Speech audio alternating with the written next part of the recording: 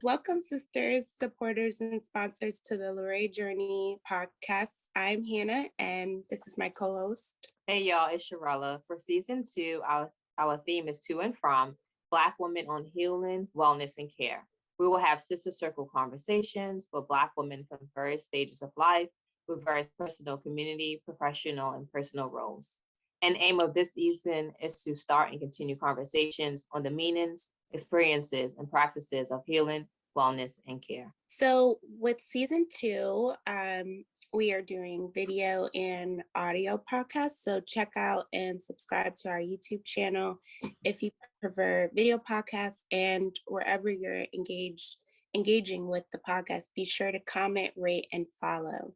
So, last season we had conversations with Black women entrepreneurs and business owners.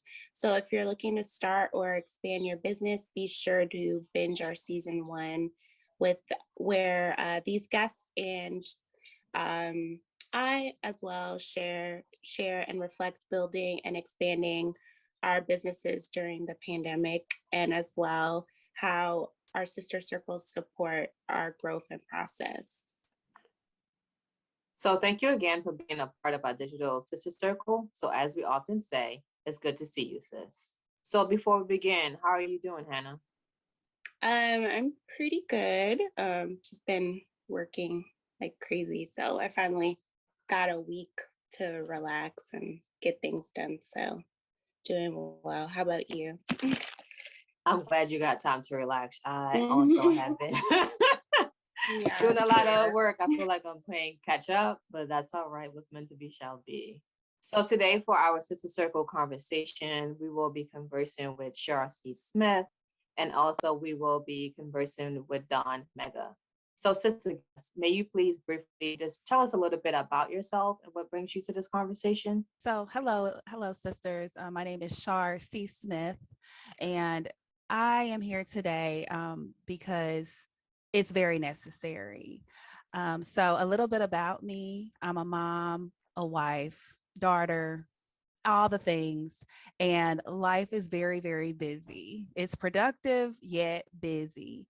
But with all those things, I also have my own business that I'm running in addition to a full-time job, in addition to the community in which I serve. So I have a whole lot going on, but I'm so happy just to be here today, just to talk through how we can still keep ourselves well and still focus on self-care despite everything else that we have going on in our lives. So thank you for having me. Thank you, Shar. Hi, sisters. I'm Dawn. I go by Dawn Mega. My government name is Dawn Riles. But I do go by Dawn Mega. That's how everybody knows me. I am professionally an accountant. I work for the city in LA. I also, and that's pretty just straightforward. I work the books basically. I am also a nonprofit organization CEO, director. My nonprofit is SCATE. It's saving kids and teens every day. That comes from my passion, my drive, my motivation, which is skating, my peace, my therapy, my healing. I started my nonprofit because I see that skating is like a lost thing. It's coming back, but kids are normally in the house on the phones, on the tablets nowadays. So I like to get them out. I like them to be active. I like them to be social. I want them to gain confidence. Just it's there's so much to life, and you open your eyes and see if you pick your head up out of the phone. And so that was my drive in starting skate. The kids love it. Very active in the content community. There where I partner with the sheriff's department. And then I was telling the ladies that I also have a bunch of other little small hustles, which is face painting and accounting, and there's others, but it's a long list. But that's just pretty much me in a nutshell. So and I'm here to take in whatever's here for me. So thanks for having me as well, ladies. So for me, I think about overcoming trauma. I feel like as Black women, we often deal with so much on a daily basis. We carry such heavy burdens of being super women, super moms. We deal with microaggressions in the workplace. We deal with sometimes blatant racism and sexism. We deal with imposter syndrome. I mean, you name it. We just carry so much stress.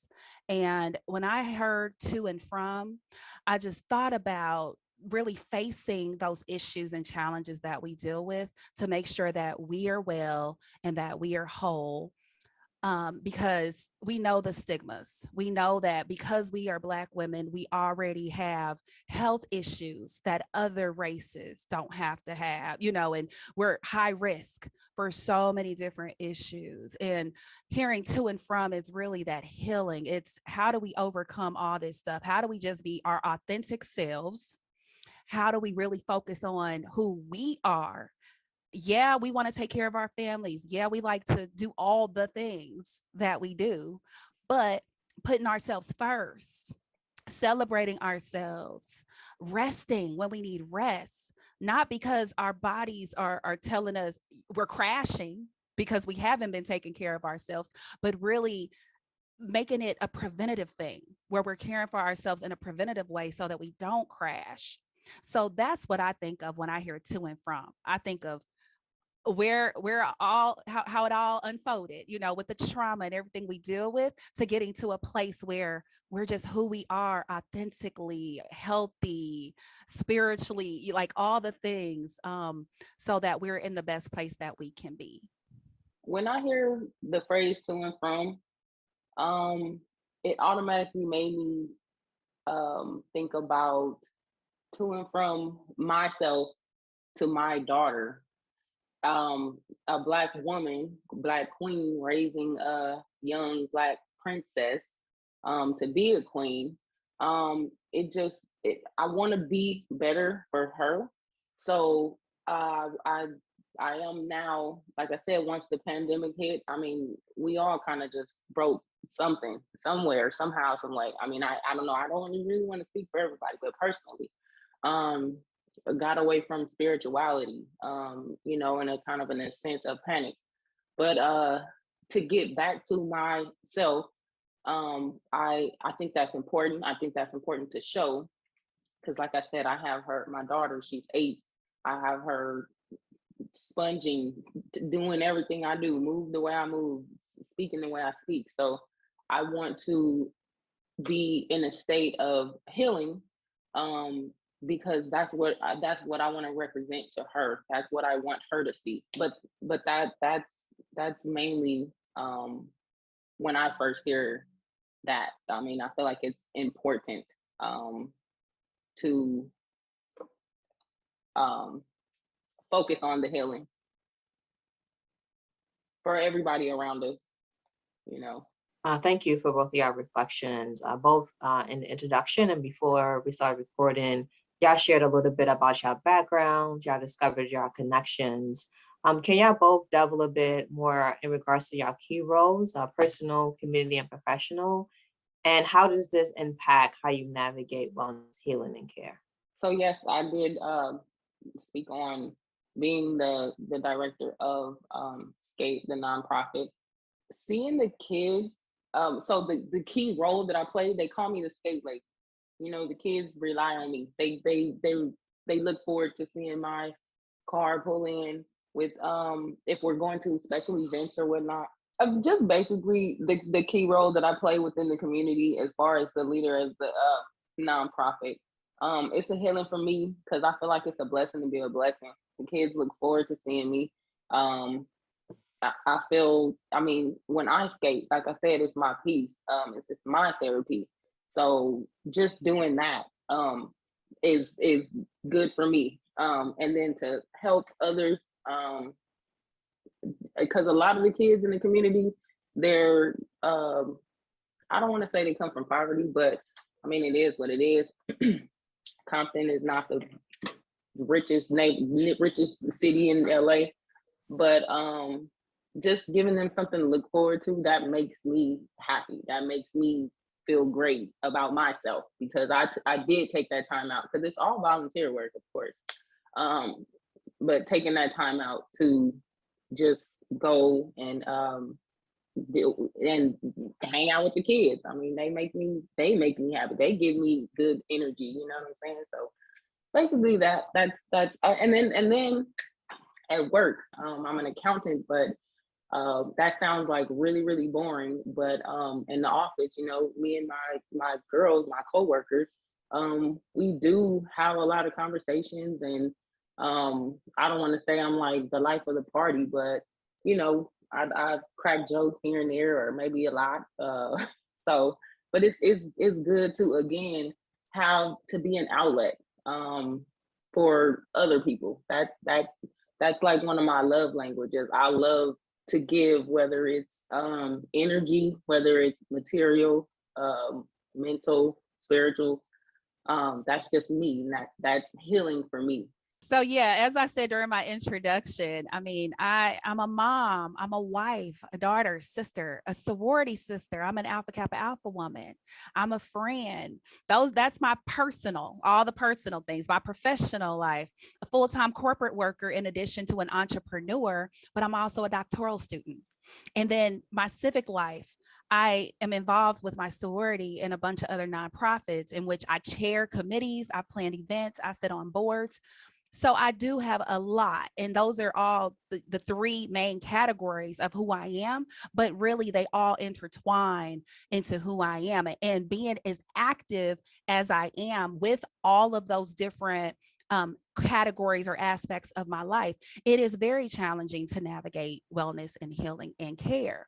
However, even though you can give the analogy of like a puzzle, you know, I have to fit it in where I can. If it's, you know, I have some availability and I want to go take an extended shower just to have that me time to care for myself, then that's what I choose to do. I listen to podcasts while I'm doing other things. I could be cleaning, showering, whatever. I fit that in because for me, that's self-care. I love personal and professional development. That's how I get it in. So just fitting things in when I can, you know, when I was seeing my therapist, because that is something that I do believe we should do for our own healing. So seeing my therapist, I would fit that in on breaks during my workday. If I had a free afternoon and I'm like, okay, I can schedule my therapist from 2 to 3 because I don't have any meetings within that time. So it really, for me, is weaving in my care into when I can get it. If I need to take a PTO day just to lay in bed all day and relax, guess what? That's what I'm going to do. Even though there are a million other things that I could be doing during that time, I'm still going to choose to relax and I'm not going to regret it. So that is what I do. And you all can see it's a lot, but you have to fit it in. It's so important for us to have our healness and our self-care. It's so important. It's awesome. And what are some activities or hobbies that you guys like to do to help with wellness, healing, and care? I think I can tell you what Dawn's is: skating. Yeah, we are. For me, it's coaching. So I absolutely love coaching my clients. Even though I know it sounds like something that would be draining because I'm pouring out into other people, but it actually fills me up. So when I see a woman who may be struggling, who really wants to get a promotion, and she comes to me and she's like, look, can you help me prepare for this interview? Can you help me with my resume? Can you help me, after she gets the offer, can you help me negotiate this salary? Like seeing other people advance. So I love the fact that one of my strengths is a maximizer. So like I could take something that's good and make it great. And that's one of my strengths. So anytime someone comes to me with an idea or anything, I can help them execute their vision just by them communicating it to me. So that's something that I enjoy doing. Again, I know it sounds draining, but it helps me because I feel like God gave me these gifts and talents for a reason. And when I'm actually using them and pouring into other people, that's really what helps me as well. So that's just one example, but we can circle back to me after Dawn goes. Yes, of course, mine is skating. But I will elaborate on that because it is mostly a Thursday night, a Sunday night, sometimes both, sometimes either or, when I skate. But I am part of a roller skate organization. And we travel to national skate parties. Within the skate world, they throw parties, national skate parties every month.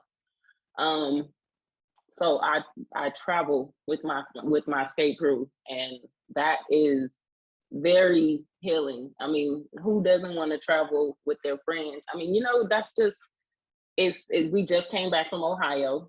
Like Ohio, I would never ever go there.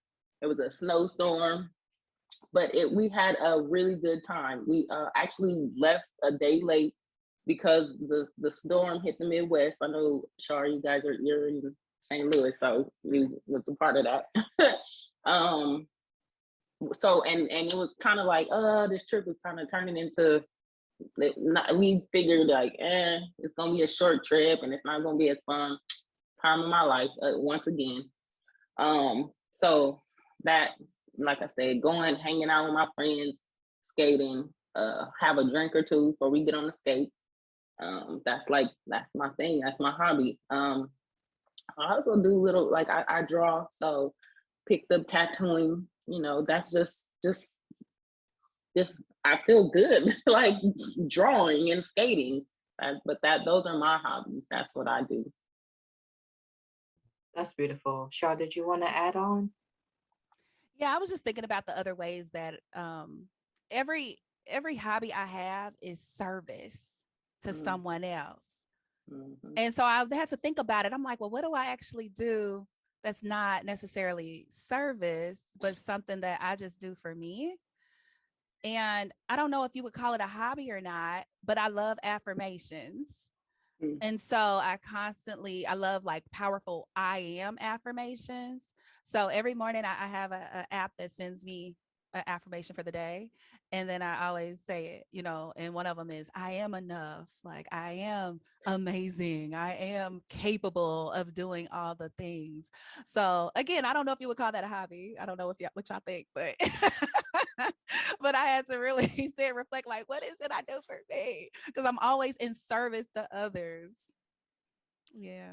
Which is fulfilling. I mean, that's you. That's I know. I was just like, dang, is it really like, but I had to sit and think for a second.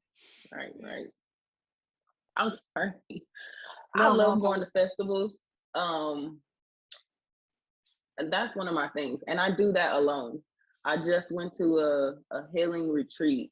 I mean, and I wouldn't say it was definitely not a festival, but it was kind of like, it was an event, right? You had to buy tickets online. It was hosted by Janae, though. It was a meditation retreat, and I felt like I really, really needed that, and it kind of brought me back to self. Because, like I said, once the pandemic hit, I mean, I did not do what I was doing before, which was me. I don't know. I think it was just a cry for peace. We just so unsure during the pandemic. I mean, I continued to work, but outside of work, it was just like, when the world shut down. So, I stopped going to festivals. I stopped doing yoga.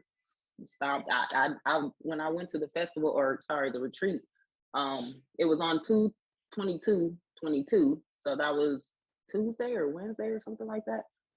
Tuesday, I think it was. I meditated, and I kind of, meditation, you have to practice meditating. You have to practice keeping your mind still. And I kind of was just like off, but that was good for me because now I know where I need to get back to. Like I said, I haven't done yoga in ages, but yoga was that night.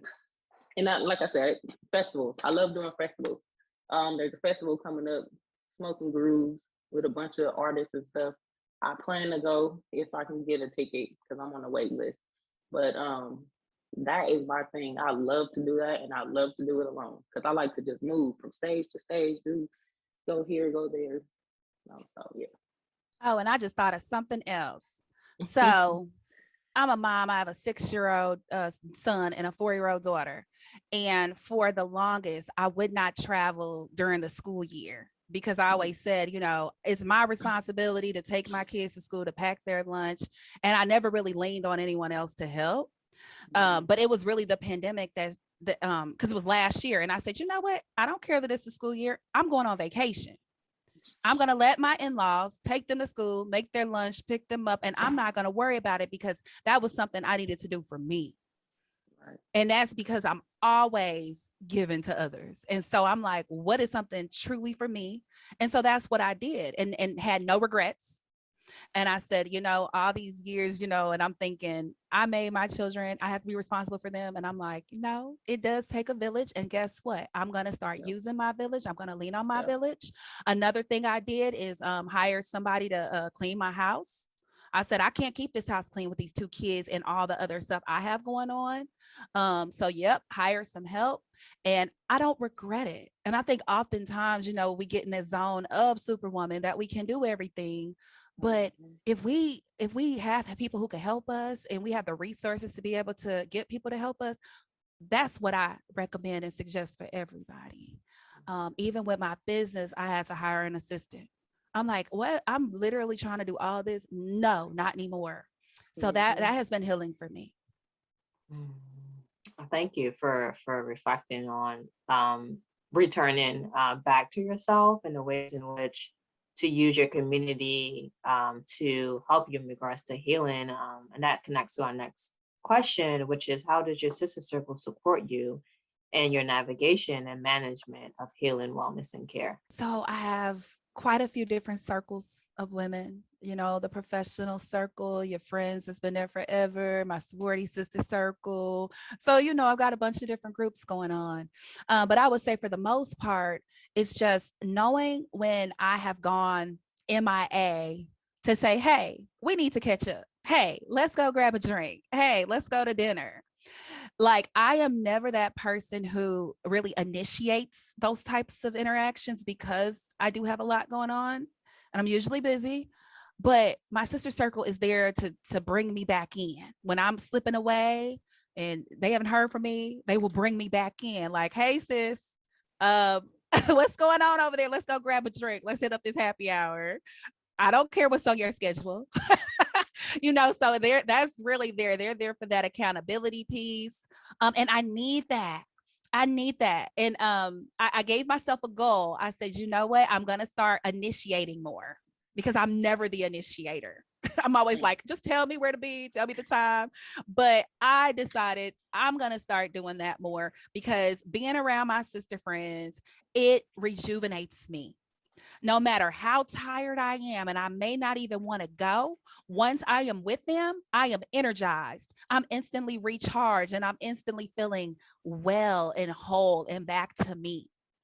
And I always tell people, don't let the professionalism fool you because I cut up. I'm funny. I'm the life of the party. I have everybody cracking up when I'm around. So, and it's just fun to be able to be that part of me and not have to think about, I'm not even going to say like code switching because I really don't do that. Like, I try to be authentic to who I am in all settings, but just to leave work to the side and be like, nope, I'm just me right now. I'm not focused on this paper, not focused on my clients. It's just me being Shar. And I can be Shar for real without those things with my sister circle. And another thing that one of my sisters did was we were talking about counseling.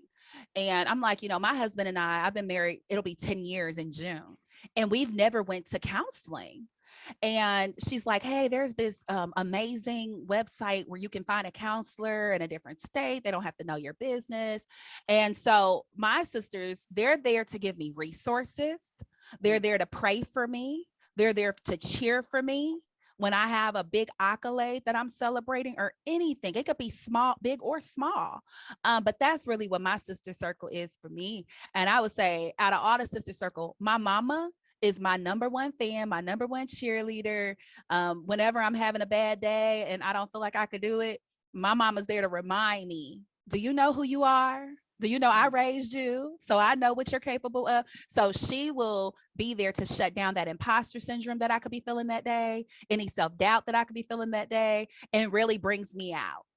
So she's my number one fan for life. So that's a little about my sister circle. Nice. So you made a good point. We have circles at work. We have our friends forever. We have our new friends. I think that my friends in my skate crew, the females, the women, obviously, not a lot of us, but we are tight knit and we heal through laughing. That is just, when we go skating, sometimes we won't even skate because we are just clowning together. That is very, very necessary, very important. One thing I will say about the pandemic is that it brought me and a couple of my good best friends back together strong.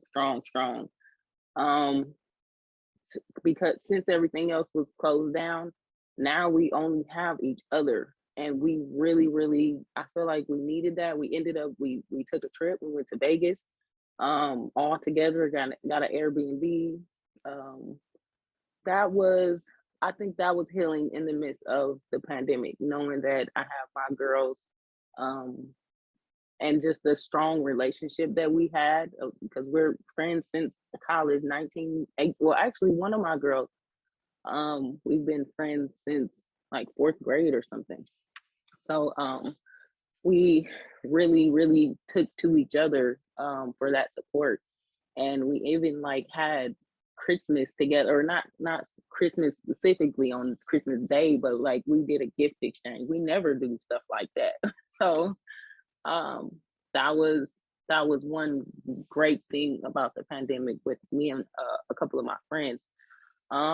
Again, work. I think that my girls at work, I feel like they're essential to my support as well, because we, like I said, we're mothers. We work 10-hour days at my job. So we work 10-4. So we work 10-hour days, 4 days a week. We're there a lot. We're away from our children a lot. So that's just being able to relate is just supportive, to know that I'm not the only one who has to be late almost every morning because my daughter doesn't want to get up and I don't want to have to wake her up too early. But yeah, I think that's where my support comes from, my healing comes from. That's really, and I like I said, it's very, very essential. And to have to look at it and think about it, to have those different sister circles is important. And I'm very appreciative of all of them. That's awesome. And what conversations are you guys not having with your sisters or your friend groups that you wish you had, and what's preventing these conversations? Do I feel like we talk about everything? No. But I'm really trying to put my finger on why that is. And I almost think it's like time doesn't allow. When I say that, I mean, like, when we're together, we want to have fun and we want to celebrate each other. And so sometimes those really hard conversations don't really come up. You know, it's like we're trying to keep the conversation more positive. And I could think of one example right now where a good girlfriend basically told me something that was heartbreaking about herself. And every time I talk to her, I'm like, you know, do you ever want to revisit that conversation to elaborate more? And she always says no. Like, so we've never really dove into how it truly made her feel to receive the news that she received. And I think it is from a place of wanting to not be down and depressed, but be in a good place when we're around each other and focus on the positive things. So that's kind of what I have to say about that. And I'll keep thinking on it while Dawn shares. I feel like we may be missing more personal conversations, whether it be mental health. I think that is just a conversation that's kind of taboo to have, and it's just people just don't really talk about it. I feel like there's more awareness coming to it now.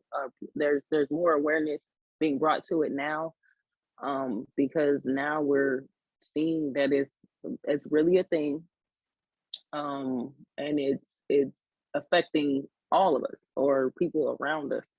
I think physical health is another thing that we don't really talk about, because I feel I have the same situation where a very close friend of mine kind of got some news and went through a couple things physically, and I always kind of think about it, but I never really visit the conversation with her, because I think it's just another one of those things that you kind of don't want to think about it, you know. But I think that those kind of conversations we probably should be having, because then it'll be easier. She'll heal from the conversations, and it's just I feel like healing just makes things easier, and I feel like I need to talk to her about that now that we're bringing it up. But I mean, that was kind of a tough question for me. Like, what is it that we're not talking about? So I kind of just I'll just say it's a broad thing, like seriously personal issues. But I mean, it's personal, so that's just what it is. Yeah, and I agree with you. And I mean, do I want her to dive deeper and share those things? Absolutely. But guess what? That's her business. So if she chooses to only discuss that with her pastor or her family, that's fine, you know, because then that's when you really have to remember your place. Like, you're there, willing to be a listening ear, willing to be supportive, but you can't force someone into sharing things with you, you know? And so then you just have to kind of back off and just let them know you're there. You know, whenever you want to have a conversation, I'm here, and vice versa. I mean, because I think about things that maybe I have shared with one sister friend that I may not have shared with another. Right. Just because maybe she happened to call me while I was going through that thing. So she was the one who got to hear about it. And I didn't intentionally go out and start calling up all my other sister friends to share that same information with them. You know, so it just, you know, maybe the right, you're in the right place at the right time. It could all really be about timing. And that's why when I said that, and I didn't want to say it like we don't have time, but it truly is about timing a lot of the time. Like if you call someone when they're in the midst of getting news, you're going to be the person to hear about it. But if you don't, then you may not know, you know, so it just, it's really hard to think about that though. Yeah, because you want to say, and your sister friends, you want to know everything that's going on with them so that you could be there to truly be supportive. But I don't think we're ever really going to dive into a lot of those deep, hurtful, you know, those traumatic types of conversations. So maybe that I'll just leave it at that and say that's what's missing. We just aren't diving into the past, like, or childhood trauma or things like that. We're kind of staying away from that part. Does that make sense? Yeah, that makes a lot of sense.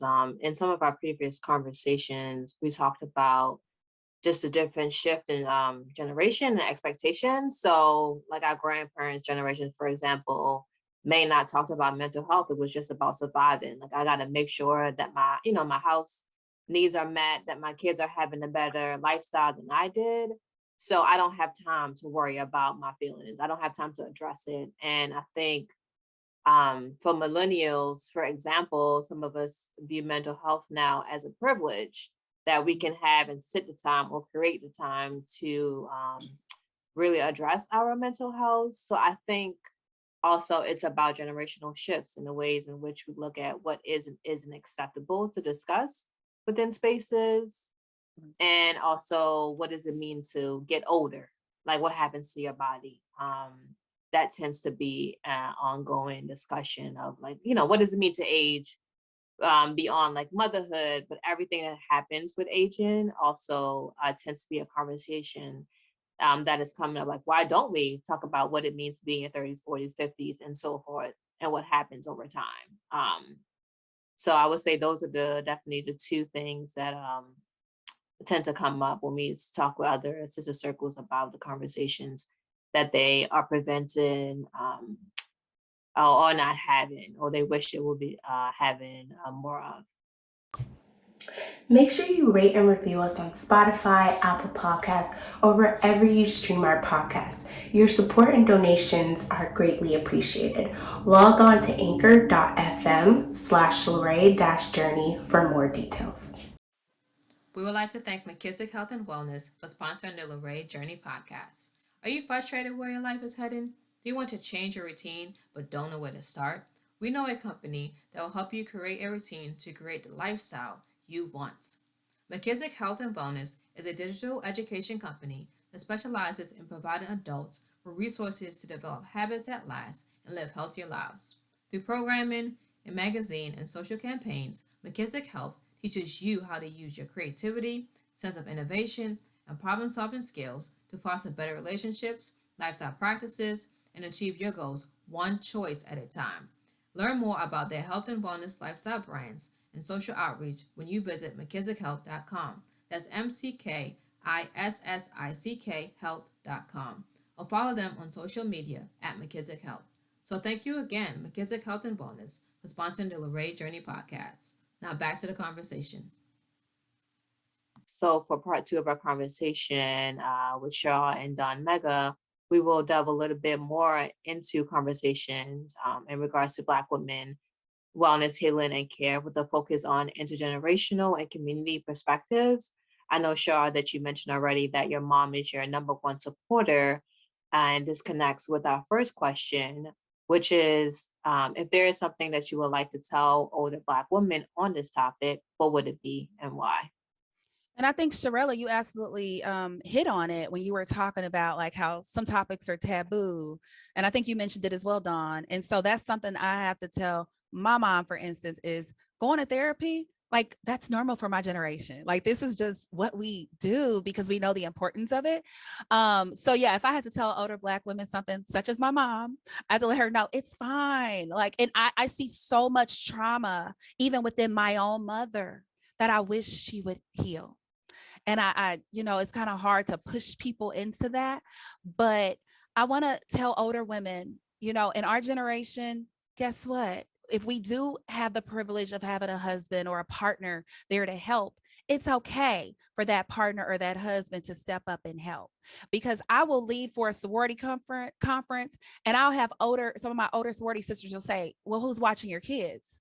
And I'm like, their dad, my husband, they have a father. But back in the day, men did not take care of kids. And so that is something I will tell older women is, guess what? They're capable of taking care of kids just like you were. Guess what? They're capable of washing the dishes just like you are and were. They're capable of doing the laundry. They're capable of helping. And I really do. Everybody used to say it takes a village. It still does, because I've given you my story of how it's helped me and how my village has been there for me. But I think a lot of the times older Black women were saying it, but they did not really truly mean it because they were super women. They believed that they had to do it all. They did not want to be looked down upon, like they couldn't handle their own responsibilities. So I would tell older women, guess what? It's okay to have help. It's okay to not do everything. It's okay to seek therapy. It's okay to have a counselor.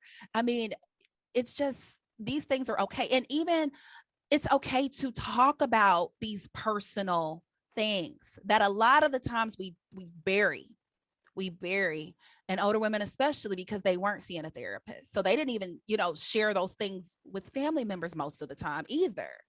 How many stories have you all heard about situations with family members, it could even be like a molestation or something just very negative that happened within a family that was never spoken about, because we were not speaking about these things. They were taboo things. So that's what I truly, all of the things I just said is what I want to tell older Black women on this topic.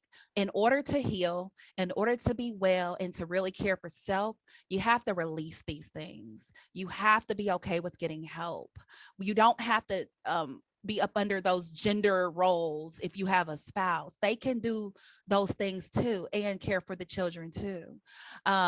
For me, I think the mothers in my kids' classrooms, they've seen my husband more than they see me. He takes them to the kids' birthday parties. He takes them to their practices and stuff. So when I showed up at a birthday party yesterday, and they're like, "Oh, I've never met you before," and I'm like, "Yeah, because you see my husband." That is okay. Older Black women, that would have never been okay. They would have felt, what, a husband, he don't do anything with the kids, like what? So I'm just letting them know things are different, and it's okay. It's okay to be well. I want to piggyback on that. I want to tell them the same thing. It's okay. Times have completely changed. Everything is, it's not the same. With my situation, I feel like me and my mother's relationship is not, I would love for it to be better, but I feel like because she can't accept the fact of everything being okay, she's extremely judgmental of me. But it's okay. It's okay that me and my daughter's father are not together. It's okay that she's at his house half the time, because yep, that's her dad. Of course, of course. Why would I not? Why would she not? It's just a lot of that. Like, as far as gender roles, I mean, I want to buy a house on my own. Oh, well, you need a man, or you need a partner, or you need somebody to do it. No, it's okay for me to do it alone. I know what it takes. It's okay. The way I am, I don't know if I see myself being married.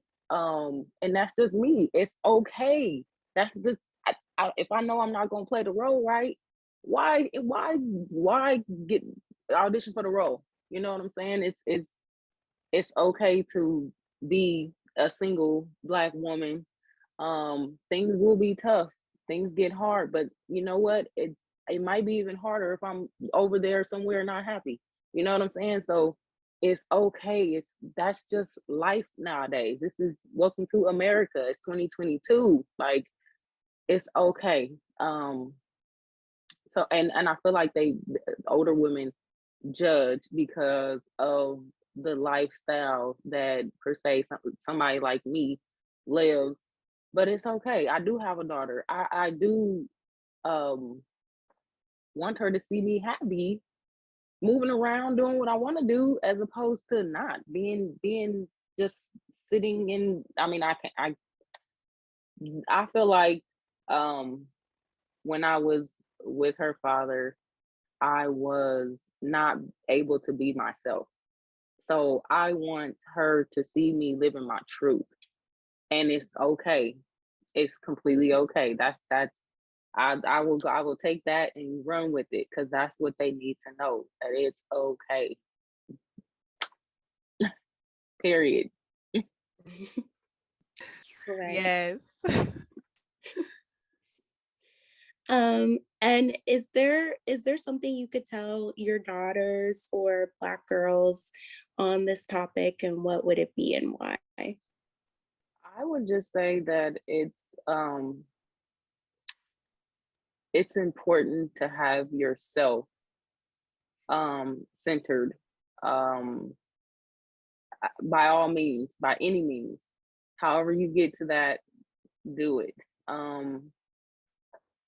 Like Shar said, nowadays mental health is it's a thing. We're paying more attention to it. I think I said that too. Going to therapy. So our daughters, young women, young girls, they're coming up in a generation where that's okay. which I think is good, because when I was younger, mental health awareness, I mean, like I said, this is a new thing. The awareness of mental health is a new thing. So I think that the generation that's coming up within that's a blessing, because now they know it is, they're paying attention to it, they know how to assess it somewhat. But self-care, I mean, no one can love you like you love yourself, and you can't love anyone else if you don't love yourself. So just that is just extremely important to have yourself. And that was an excellent point. And I'm just going to piggyback on it, because that's the thing that I want to tell my daughter. My daughter's 4, and I want her to love herself, and I want her to love herself authentically, to where she doesn't feel like she has to conform to this standard that society wants her to.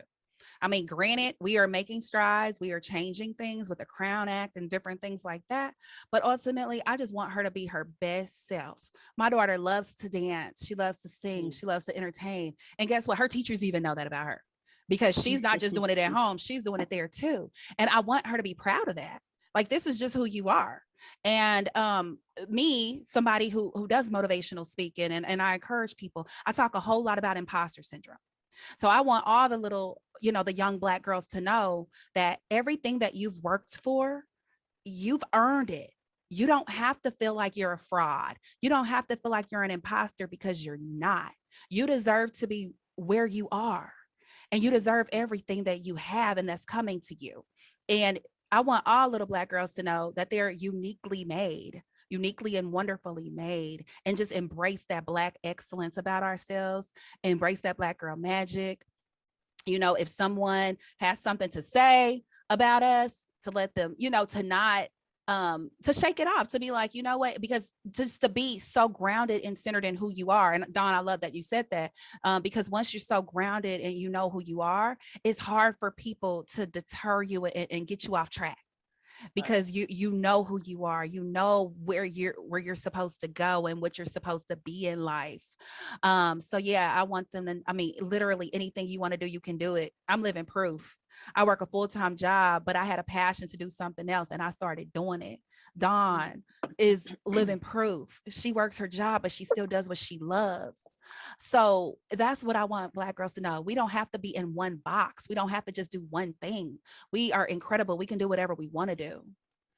And so self-care is obviously, it needs to be at the top of mind, because while we are doing all the things that we want to do, we have to take care of ourselves while we do it.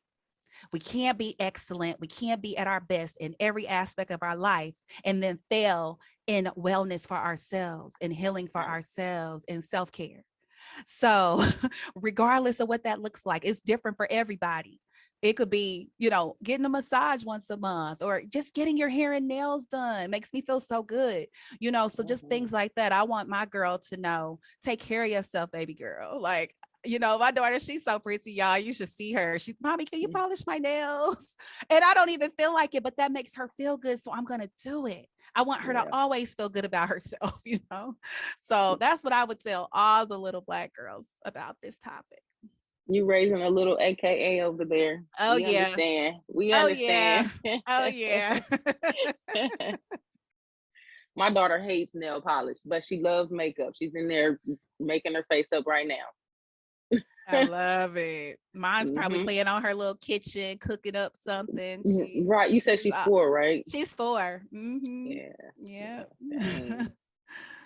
We have to speak life into our next generation, because there's so many people out here trying to tear them down. They have to look at the news and see about George Floyd and Ahmaud Arbery and Sandra Bland and all of our beautiful Black people that have gotten killed by police. And that, just to know they're little kids having to deal with this too. They're traumatized by this. So we have to speak life into them. We do. It's our duty. And invest in our children as well. Yep, for sure. Yes. For sure. Every time I see, if she takes a liking to something, like I said, the makeup. Yesterday she was making like prosthetics out of baby wipes. And I was like, oh, I started looking up cinema. I used to model for a makeup school in Hollywood, and they do prosthetics and all kind of movie makeup actually. And started looking it up, like maybe I have to put her in a class for it. She loves watching the cooking shows. I bought her a cooking class. It was a series of cooking classes. But just seeing what they're taking to, and letting them soar in it, investing in them, you know, to be all they can be, to love themselves. Sorry, that was kind of oh no, left. you look, you got me with that one, because honey, my baby's in 2 different dance schools and she's in Okay. gymnastics. Like we Yes. invested in whatever she Yes. wants to do. My son as Exactly. well. Yep. So yeah, we take education very Mhm. seriously in their extracurricular activities. Yep. And I think that definitely connects with our next question in regards to investing in your children and the youth, and speaking life into them. What do you believe others need to consider in regards to this topic, and why? Exposure. Exposing your children to different things, because like for instance, in the private school community, private school is huge in St. Louis. I mean, there's more private schools than probably public. And knowing that there are not going to be teachers that look like my children, but I can do my part. So yeah, you may not see any Black teachers or Black principals or Black staff at your school, but guess what? Your mommy and daddy are Black, and we can show you and be role models as well. And there are different organizations that I'm fond of, like Jack and Jill, for instance. That's one where it's exposing Black youth to Black excellence. So that's kind of where my mind went with this question, because as we're talking about self-care and loving oneself, you have to know who you are first. You have to know where you come from. So it's that educational piece of it as well. And it's so important now because they're trying to take critical race theory out of schools, which critical race theory was never really in these schools, but they don't know. They just using the term. But to say that they're not going to teach about Black history in schools anymore because of what they feel white people will feel like victims because of what they did to us, so they don't want to teach it, things like that. We have to first be what we need to be for our children so that we can educate them properly on these things and tell them, yeah, you may not be able to learn about this in school, but you're going to learn about it now at home. So we have to pour back into them, not only just telling them how great they are and how amazing they are, but this is where you come from. You were born into excellence, and this is why, and this is what they did to us. We were great. We were kings and queens before slavery.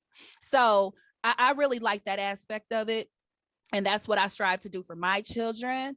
I want them to know all of who they are. We even did one of those genealogy things to really see, our ancestors, things like that. But even the small things. So even going back to like the nails and the hair and feeling good about ourselves. So when I'm well and taking care of myself, my children notice. When I come home with my nails done, Mommy, I love your nails. You're so beautiful. So they know that makes me feel good. And in turn, I see their happiness because of that. So, it's one of those things to be mindful of our next generation, because they really are looking at us as examples. If I choose not to take care of myself and have bad hygiene, my kids are going to notice that. Ew, Mommy, you smell. So it's self-care is also thinking about the representation that we are for our younger generation, carrying ourselves in a way that not only we're proud of ourselves, but they can be proud of us too, and really setting that example. I hope I answered the question right. Right, because I'm like, so like if I going over the question in my head, and I'm trying to figure out a way to answer the question, because it's kind of like, I just want people to be considerate, and I feel like it's happening. The mental health awareness, it's just really, really, really, really important. And I think that people are, like I said, it's a thing now. I would like for people to kind of understand not the role of the Black woman, but the position of the Black woman, where in the workplace, the way we're perceived in outside of the workplace, how we're perceived in the media. We're more than what they're putting out there. And I feel like people should be considerate of that, because young girls or young women will be maybe less depressed because they're not seeing the stuff that they see on social media, which is not real. I feel like people should be more considerate in that area, and just realize what they're really doing by putting out the perception of the Black woman. Oh, you just made me think about something. Okay. When you're talking about like the perception of Black women in the media, okay, we have a incoming Supreme Court justice whose name is Ketanji. Right. We have a Kamala. Okay, we have a Keisha who's mayor. So to these names, you know, people used to say a Black women had to have certain names to be able to fit in and all this. Guess what? We are being our authentic selves. So I want people to just keep that in mind, and that there are these different acts out here, like the Crown Act, that allow us to wear our hair the way we want to wear it, and have the names that we want to have. Whereas people would say, don't name your daughter that. Are you sure she can get a job? Look who we have that to go into Supreme Court justice. Yeah. Right. So like, these are just the things that, you know, people may not think about them, but these are things we have to think about. We have to think about microaggressions, imposter syndrome, all the different health issues that only affect Black women at a higher rate than any other race, any other, you know. And so we have so much that we carry every single day that they have the privilege of not even having to think about. So that's what I also want other people to consider. Why is healing important for us? Because we have all this weight that we carry. Why is wellness so critical for us? Because we have more critical health issues than anybody else. Why is self-care important? Because it's going to help us be less depressed, less anxious, and all these other health issues that we deal with, right? So that's what they really need to know that. And that whole myth of the angry Black woman, that needs to go out the door. Because everything we do, a white man does it too, but it's called something else. Right. We're called angry, they're called passionate. So we do the same thing they do, but they want to put the negative labels on us, and that has to stop. So they need to be more considerate about what they say about us as Black women. Definitely. And also, how has the pandemic shifted or intensified this theme within your sister groups and friends and spaces? It's honestly shed more light on it for my sister group and myself. And I want to be honest with you all. When the pandemic first started, I was like, oh, this is awesome. You mean to tell me I get to just stay at home and Zoom all day and I don't have to drive anywhere and I don't have to leave my house? I thought it was awesome. And then I fell into depression. And then I started dealing with anxiety. So it wasn't all that I thought it was going to be cracked up to be when it first started.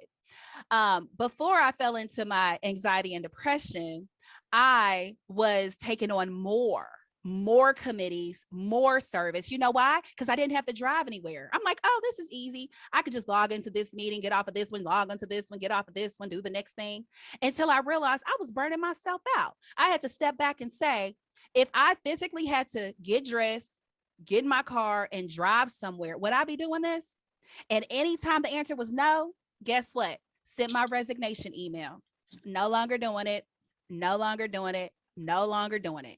So I had overcommitted myself, and then I had to reevaluate and get rid of some stuff. And I was proud of that. I also started seeing a different therapist during the pandemic.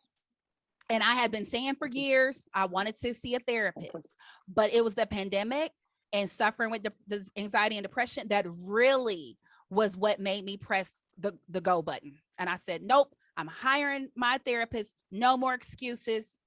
And then guess what? Realized that therapist was not the right fit. So that does happen. And I want people to know that's okay. Not all therapists are going to be the right fit. You may have to go and see someone else. You know, it may be like interviewing for a job, but you're interviewing a therapist. So that is okay. So that is something, you know, initially we started out doing the Zoom happy hours, you know, and that was a big thing. Everybody, let's do a Zoom happy hour. I could meet with you here. And then again, things went back to normal. You know, even though we were still in a pandemic, it went back to, I have real responsibilities and I'm suffering. I'm suffering from this anxiety and this depression. I'm sitting here watching the news and we have to protest because George Floyd just got killed and Ahmaud Arbery, and I'm seeing all these Black lives being taken and all these tragedies that's going on in the middle of this. That's basically the beginning of the pandemic. So this is all the stuff that we are dealing with. And then I have to go to a corporate job with corporate white people and have to hear them talking about these things and wanting to ask me questions because I'm the only Black person in the room. Like I don't already have enough pressure. So these are other challenges and barriers that people may not even think about depending on the type of industry you're in or the, you know, work that you do. But these were real life things. I had to sit in meetings talking about all lives matter, Black lives matter, and everything that's going on around. Meanwhile, I'm still suffering in this pandemic. And so it was a lot. I had to call a doctor and get prescription medication for my anxiety and depression in addition to my therapy because I was suffering. So that pandemic for me shifted my entire life. I mean, I'm having conversations that I would have never had if it was not for that pandemic. And I told my sisters, they knew I was not ashamed. I was embracing what I was going through. And anybody I talked to that, how are you doing? You know, I'm not doing too well. I'm suffering. You know, I have anxiety and depression. I'm dealing with that. You know, so I was very open and honest. I wanted people to know that these are real life things that I was dealing with and other people may be dealing with them too, so that they could be more compassionate, more empathetic to what we are going through as Black people in general. I had to worry about if my husband going for a jog, he's a jogger. All I kept thinking about was Ahmaud Arbery going for a jog and kill. I was traumatized to let my husband go jogging down the street. Traumatized. They don't have to deal with the stuff that we have to deal with. They just don't. So that is what the pandemic and all those situations did for me. Just allowed an open space to just be authentic and real about what I was dealing with. So with me and my circles, I feel like, I mean, I keep coming back to mental health is the awareness is on the rise, but I feel like me and my circles, we don't really touch on it. We don't necessarily still have those conversations, but I think that my sisters knowing me and me knowing them, we know when we're being affected. So they just know without it being spoken. Just everybody being more aware of mental healthness, mental wellness, mental health. I feel like we pay more attention to the unspoken, and then just to create a conversation to help with that, just to shift from one thought to another. I think there's more of that, in for the most part. I think we all know when we like, okay, we need a spa day, or we, like I said, we just kind of pay more attention, closer attention to the signs. And that's when we'll know, like, okay, yeah, let's get together, let's go to the spa, like I said, or something. Let's plan a trip. Let's do this. Let's do that. Because we know, even though we don't share those personal things, we know when something's bothering our friends or whatnot, and we don't talk about it. We don't share what we should. So, but I think that we picked up on, okay, she going through it, because that's what's happening nowadays. People are just aware of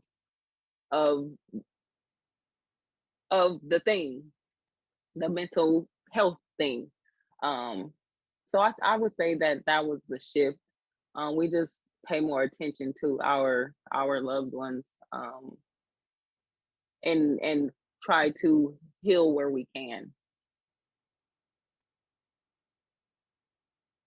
That was it for me.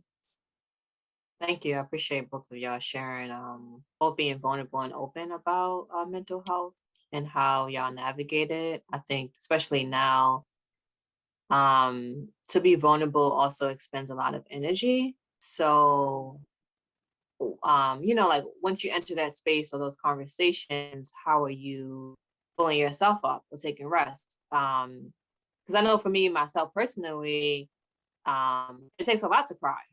And after you cry, you're fatigued, you're tired, right? So what does it mean for us to practice wellness and go through the processes and also reset ourselves? So I'm grateful that y'all both have different experiences in regards to addressing y'all needs, and being in those spaces.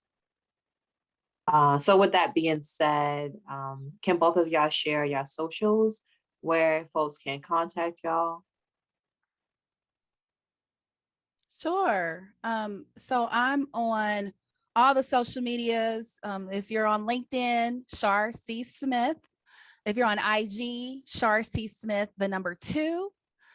And I have a website. You can just go to sharcsmith.com, find out more about me. I also have a free resource for all of you about 6 ways to overcome imposter syndrome. So that resource, you can find it at bit.ly/Shar C. Smith. Thank you. I'm on Instagram. I am Lady Justice 7 _skates.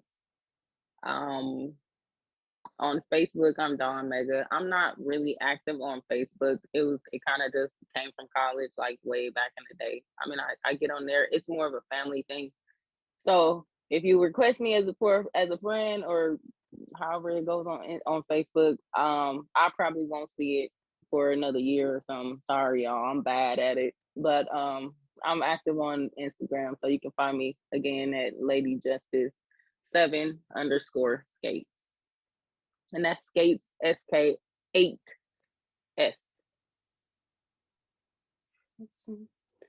And as we wrap up our conversations, we like to offer questions and practices for our listeners to consider.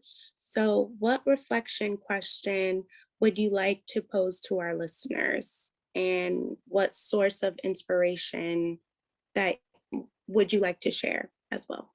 My question would be, because like I said, and now that Shar has shared her story, now I know for sure that the pandemic affected all of us, whether at some point it was a negative effect. So my question is, what are you all doing to get back to you? Because it's important. We need to be grounded, we need to be centered. What are you doing to get back to you, since we're post-pandemic? And then inspiration, find you. And I'm speaking to the choir, because that's exactly where I am now. Like I shared earlier that I went to a meditation retreat, and I'm so grateful, so thankful for it, because just to be in that moment, with no beginning, no end, no future, no past. I think it's very important to be in those spaces, centered spaces. So that's my inspiration. To what are you doing? The question is, what are you doing to get back to you? And my inspiration is to get back to you. Well, I started smiling when you said what your question was, because my question is very similar. It is, what are you doing for you? And the reason why I posed that question is because you saw when I said I do everything for others, even what fuels me is giving unto others. And so I had to sit back and reflect and say, what is it that I truly do for me? And so that's what I'm posing to everybody else. So that is my question. And then for inspiration, be you authentically and love yourself authentically. Is there anything that surprised you that aided you in your health, wellness, and care? It was the pandemic for me. It was like, no more excuses, no more continuing to push this off. You know, you need this healing. And now is the time. And there is no further delays. Like, this is the moment. So that's really what it was for me. Anything that surprised me, not necessarily. We know the goal, we know where we need to be.